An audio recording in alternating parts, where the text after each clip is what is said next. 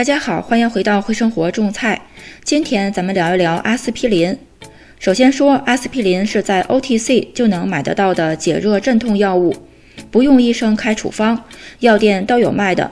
主要用于缓解疼痛，比如牙痛、头痛、肌肉酸痛，也可以用于感冒发热。近些年研究发现，阿司匹林有预防心脑血管疾病的作用，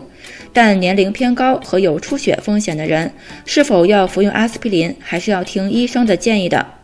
我这里是一个种菜频道，所以我们就来看一看，对于养花种菜，阿司匹林能有什么作用呢？阿司匹林就是乙酰水杨酸。之所以阿司匹林被认为对种植有帮助，是因为它可以水解成水杨酸和乙酸。水杨酸在自然界存在于柳树皮中，4000年前被一个没事干的人偶然发现可以治疗疼痛，而对植物有效的正是水解之后的水杨酸，而不是阿司匹林本身。所以想要阿司匹林对植物发挥出最大的作用，最好不要捣碎之后直接使用，而需要加水让它水解。这个水解反应如果没有酸或者碱的帮助，反应时间会很长，大概需要1个月左右。所以阿司匹林药片需要碾碎、加水，放置一段时间，让这个水解反应尽量的充分。或者呢，咱可以走个捷径，这里有个小窍门，就是用热水浸泡碾碎的药片，可以加速水解反应。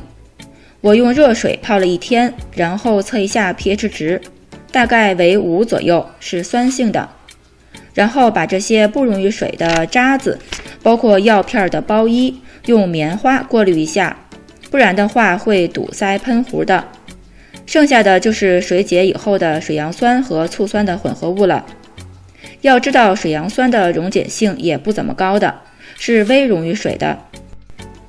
但是由于用的是热水，还是会多溶解一些在水里了，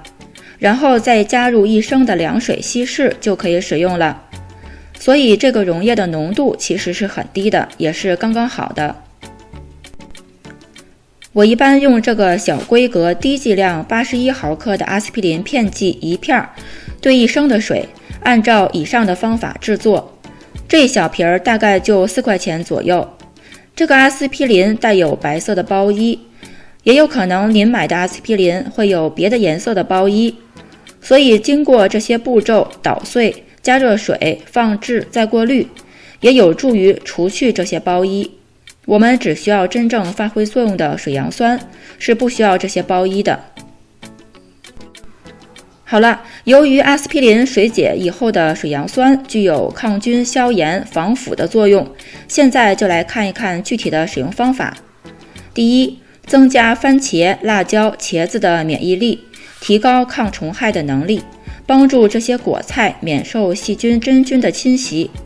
但需要注意的是，只对这些茄科类的蔬菜有帮助，最好不要将阿司匹林用于除了这几种蔬菜以外的其他蔬菜上面。